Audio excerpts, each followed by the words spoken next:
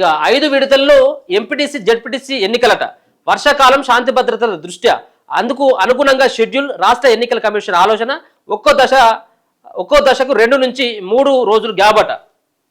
ఏది 5 దశలలో 5 విడతలలో MPTC ZPTC ఎన్నికలు అయితే ముందుగా ఎంపీటీసీ ఎన్నికలు అలాగే జెడ్పీటీసీ ఎన్నికలు ఉంటాయి కాబట్టి అవి 5 విడతల్లో జరపాలన్నటువంటి ప్రయత్నం చేస్తున్నట్టుగా తెలుస్తా ఉన్నది.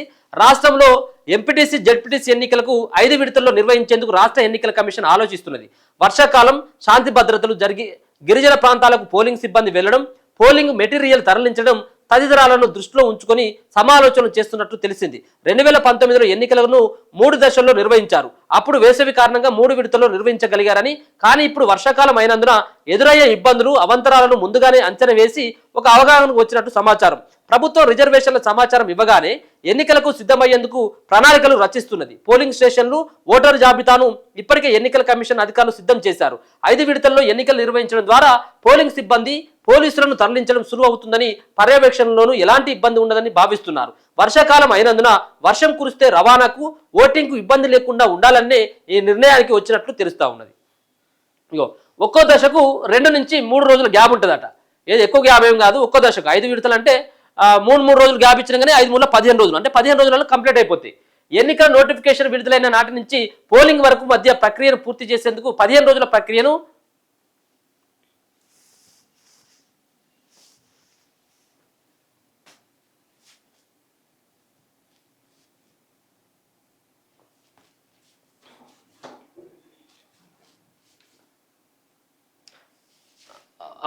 సమయం అవసరం అంట. 2019 ఎన్నికల సమయంలో ఒక్కో దశకు 4 రోజులు గ్యాప్ ఇచ్చింది అప్పుడు, కానీ ఈసారి 2 నుంచి 3 రోజులు మాత్రమే ఇవ్వాలని అధికారులు భావిస్తున్నారు. ప్రభుత్వం రిజర్వేషన్ సమాచారం ఇచ్చాక పోలీసు అధికారులతో సమావేశమై తుది నిర్ణయం తీసుకోవాలని భావిస్తున్నారు. ఇదిలా ఉండగా రాష్ట్రంలో మొదట ఎంపీటీసీ జెడ్పీటీసీ ఎన్నికలు నిర్వహిస్తున్నారు. ఈ 2 ఎన్నికలు ఒకే రోజు పోలింగ్ జరగనుంది.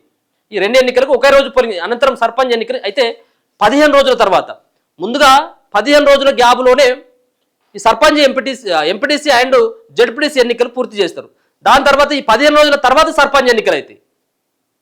అంటే దీన్ని బట్టి ఖచ్చితంగా గుర్తుల పైన ఎన్నికల కోసమే రాష్ట్ర సర్కార్ ముందుగా వెళ్తున్నట్టుగా తెలుస్తూ ఉన్నది.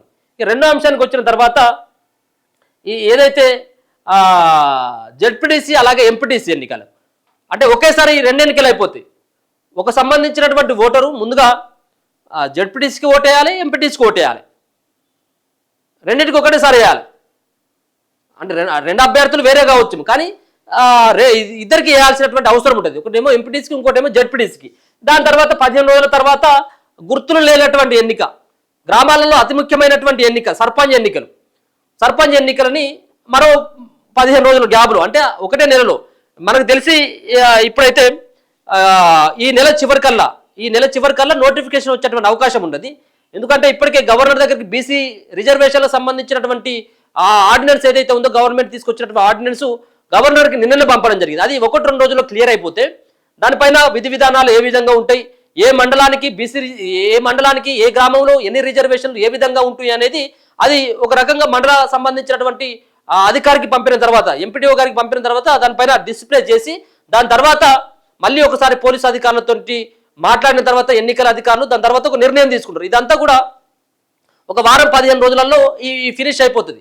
దాని తర్వాత ఈ నెల చివర, ఇలా 16వ తారీఖున ఒక 14 రోజుల టైంలో ఈ నెల చివరన ఎన్నికలకు జెడ్పీటీసీ ఎంపీటీసీకి సంబంధించినటువంటి ఎన్నికలకి నోటిఫికేషన్ విడుదలైతే ఈ ఎన్నికలు అయిపోయిన తర్వాత మరో 2-3 రోజులలోనే ఈ సర్పంచ్ ఎన్నికలు కూడా నోటిఫికేషన్ విడుదలయ్యేటువంటి అవకాశం అయితే ఉంటుంది. వచ్చే నెల ఇదంతా కూడా స్థానిక సమరానికి అదొక నెలగానైతే చెప్పుకోవచ్చు. ఆ నెలలోనే అన్ని ఎన్నికలు ఉన్నటువంటి జెడ్పీటీసీ ఎంపీటీసీ ఎన్నికలు ఇవి అయిపోయేటువంటి అవకాశం ఉంది. దాని తర్వాత సర్పంచ్ ఎన్నికలు పెట్టిన తర్వాత మళ్ళీ మున్సిపల్ ఎన్నికలకు కూడా వెళ్ళేటువంటి అవకాశం కనబడతా ఉంది. అయితే 5 విడతల్లో, గతంలో 3 విడతలుగా ఎన్నికలు జరిపేటోళ్ళు ఇప్పుడు 5 విడతలుగా ఎన్నికలు జరపాలన్నటువంటి ప్రయత్నం రాష్ట్ర సర్కార్ అయితే చేస్తున్నట్టుగా తెలుస్తా ఉన్నది. దానికోసం కసరత్తులు అయితే చేస్తా ఉన్నారు.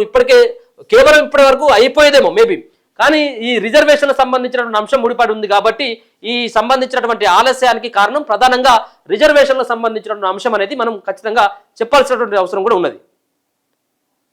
ఎందుకంటే వర్షాకాలం కూడా ఉన్నది, పోలింగ్కు సంబంధించినటువంటి పోలింగ్ స్టేషన్లు కావచ్చు, మరొక పక్కన పోలీసులు అక్కడికి వెళ్ళడం కావచ్చు, వాళ్ళు రావడం కావచ్చు, వీటిని భద్రపరచడం కావచ్చు, ఇవంతా కూడా కొంత ఇబ్బంది అయ్యేటువంటి అవకాశం ఉంటుంది. కాబట్టి 5 విడతలలో అయ్యేటది ఒక్కొక్క సంబంధించినటువంటి ఎన్నికకు 3 రోజులలో గ్యాప్ తీసుకొని 15 రోజులలో ఫినిష్ చేయాలన్నటువంటి ప్రయత్నం చేస్తున్నట్టుగా తెలుస్తా ఉన్నది.